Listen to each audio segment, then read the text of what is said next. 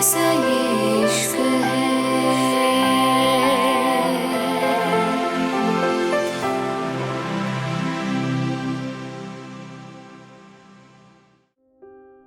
Italy. रूहानी हैरानी से सामने देख रही थी, क्योंकि राव्या के सर से बुरी तरह खून बह रहा था। उसकी आंखें बंद हो चुकी थीं। रिवांश, जो अभी अभी अंदर आया था, वो ये सब देख के हैरान रह गया था, और इससे पहले रूहानी कुछ समझ पाती। रिवांश की आवाज से होश में आई थी। रिवांश राव्या का नाम ले रहा था। वो उसकी तरफ बढ़ रहा था। रूहानी, जो कि रिवांश को देख रही थी, वो उसकी तरफ दौड़ी थी, लेकिन रिवांश को उधर बढ़ते देख वो खामोश हो गई थी। रूहानी गहरी सांस लेकर जल्दी से बोली, रिवांश। और अगले ही पल रिवांश गुस्से से उसके कांधे को पकड़ते हुए बोला, व्हाट द हेल रूहानी, दिमाग खराब हो गया तुम्हारा? पागल हो चुकी हो तुम?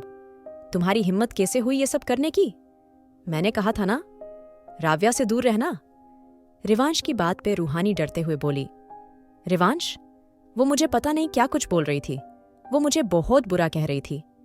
रिवांश, मैंने जानबूझ के नहीं किया ये सब। रिवांश, प्लीज रिवांश, तुम मुझ पे यकीन करोगे ना, है ना? रूहानी उसका हाथ पकड़ते हुए बोली। तो अगले ही पल रिवांश ने झटके से उससे अपना हाथ छुड़ाया था।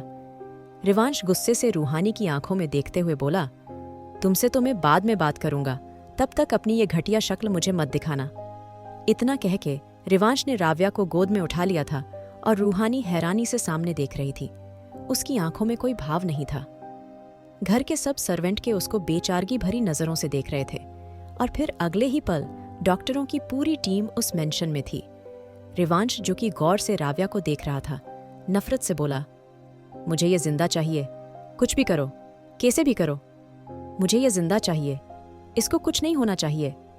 रिवांश की बात पे रूहानी, जो बाहर खड़ी थी, अब उसकी आंखों से आंसू बहने लगे थे। वो रिवांश को देख रही थी, जो राव्या के लिए परेशान था। इतना परेशान था, उसने एक बार भी रूहानी को नहीं देखा था। उसके ऊपर क्या गुजरी थी? राव्या ने क्या कुछ कहा था उसको? और फिर अगले ही पल रूहानी के कदम पीछे जाने लगे थे। वो धीरे धीरे पीछे की तरफ चल रही थी। उसकी आंखों में आंसू थे। उसके मुंह से सिर्फ एक बात निकल रही थी, रिवांश उससे प्यार नहीं करता।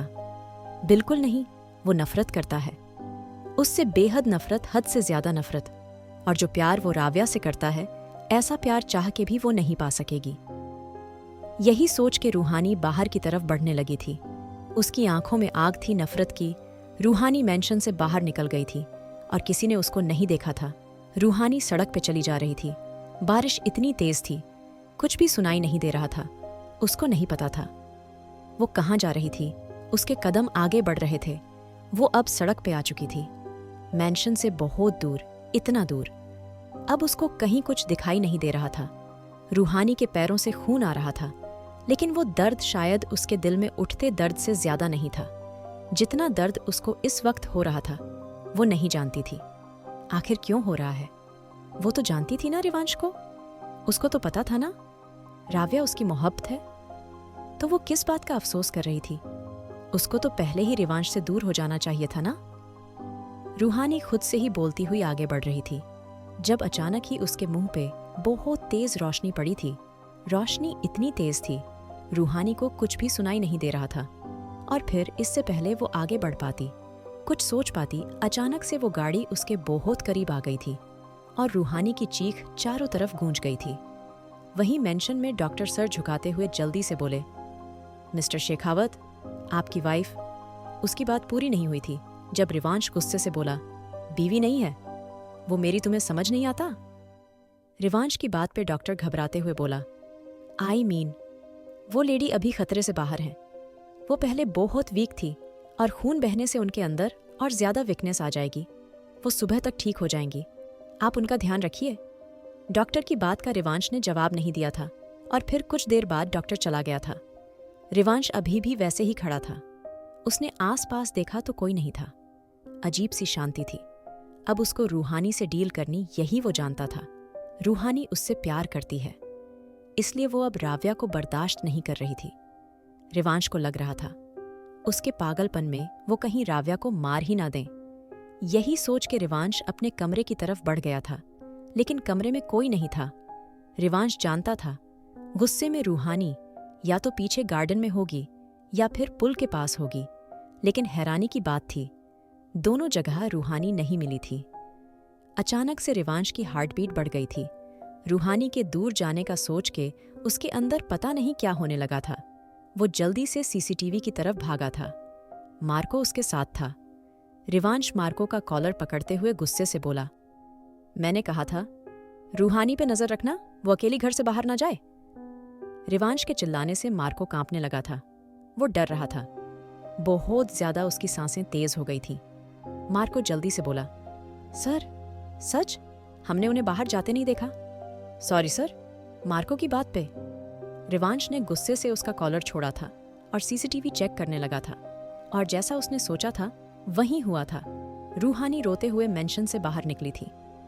रिवांश का चेहरा अचानक लाल हो गया था। उसने नफरत से मार्को को देखा और वो अगले ही पल बाहर की तरफ दौड़ा था। लेकिन तभी अचानक उसका फोन बजा था। रिवांश फोन उठाते हुए जल्दी से बोला, निवान, रूहानी वो घर में नहीं है। पूरा इटली अगले 1 घंटे के लिए बंद करवा दे। मुझे मेरी बीवी सही सलामत चाहिए। अगर उसको कुछ भी हुआ, मैं इस पूरे शहर को आग लगा दूंगा। रिवांश की बात सुनके निवान जल्दी से बोला, क्या हुआ भाई?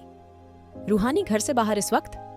निवान की बात पे रिवांश चिल्ला के बोला, मैंने जो कहा तुझे सुनाई नहीं? देता कपूर? रिवांश की बात सुनके निवान जल्दी से बोला, हाँ मैं बात करता हूं, तू फिक्र मत कर, वो मिल जाएगी। लेकिन रिवांश ने निवान की बात पूरी सुन बिना कॉल काट दिया था। अब उसकी गाड़ी इटली सबको पे दौड़ रही ठहर थी। वो मेंशन से बहुत दूर आ चुका था, लेकिन रूहानी का कोई भी पता नहीं चला था। आज पहली बार रिवांश को डर लग रहा था। उसके दिल में अनजाना सा डर था।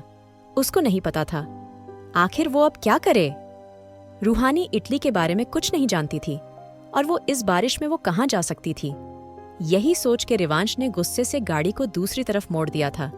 जब फिर से उसका फोन बजा था, रिवांश जल्दी से बोला, रूहानी मिल गई? रिवांश की बात पे निवान धीरे से बोला, रिवांश। निवान की बात पे रिवांश गुस्से से गाड़ी रोकते हुए बोला, कपूर, मैं तुझसे कुछ पूछ रहा हूं। कहाँ है रूहानी? मेरी बीवी कहाँ है? रिवांश की बात सुन के निवान जल्दी से बोला, रिवांश, रूहानी? इस बार रिवांश गुस्से से बोला, कहना क्या चाहते हो? निवान, साफ साफ बोलो, कहाँ है रूहानी? रिवांश की बात सुन के निवान गहरी सांस लेते हुए बोला, रूहानी का एक्सीडेंट हो गया और वो इस वक्त हॉस्पिटल में है। मैं तुझे लोकेशन भेज रहा हूं। इतना कह के निवान ने कॉल काट दिया था और रिवांश बिल्कुल खामोश था। उसको कुछ भी समझ नहीं आ रहा था। वो काफी देर तक ऐसे ही सामने सड़क को देख रहा था। उसको लग रहा था शायद उसने कुछ गलत सुना है।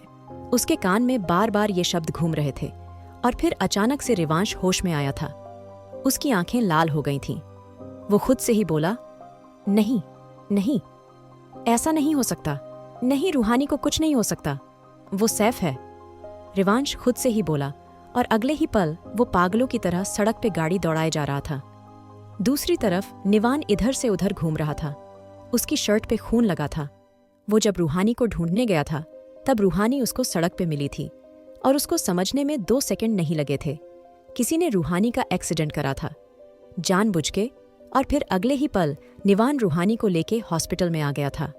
निवान बार बार डॉक्टर की तरफ देख रहा था। रूहानी वीआईपी वार्ड में थी। फिलहाल आसपास कोई नहीं था, लेकिन अगले ही पल रिवांश पागलों की तरह अंदर आया था। उसके बाल बिखरे हुए थे, चेहरे पे पसीने की बूंदें थीं। निवान उसको देख के जल्दी से बोला, तू ठीक है? लेकिन रिवांश को उसकी बात से फर्क नहीं पड़ रहा था। वो जल्दी से बोला, कहाँ है रूहानी? मेरी बीवी कहाँ है? निवान, मैं कुछ पूछ रहा हूं तुझसे। रिवांश पागलों की तरह चिल्ला रहा था। तभी निवान धीरे से बोला, आई डोंट नो रिवांश। लेकिन तभी रिवांश की नजर निवान की शर्ट पे पड़ी थी और अचानक से उसके दिल में अजीब सा डर आ गया था।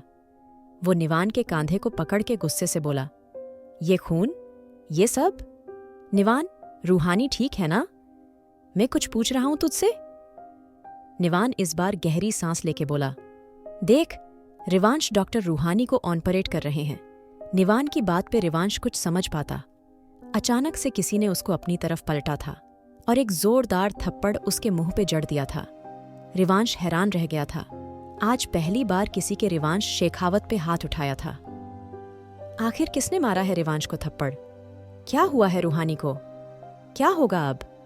जानने के लिए सुनिए married to cold hearted billionaire. और अगर एपिसोड पसंद आया तो लाइक, शेयर और सब्सक्राइब करना ना भूले।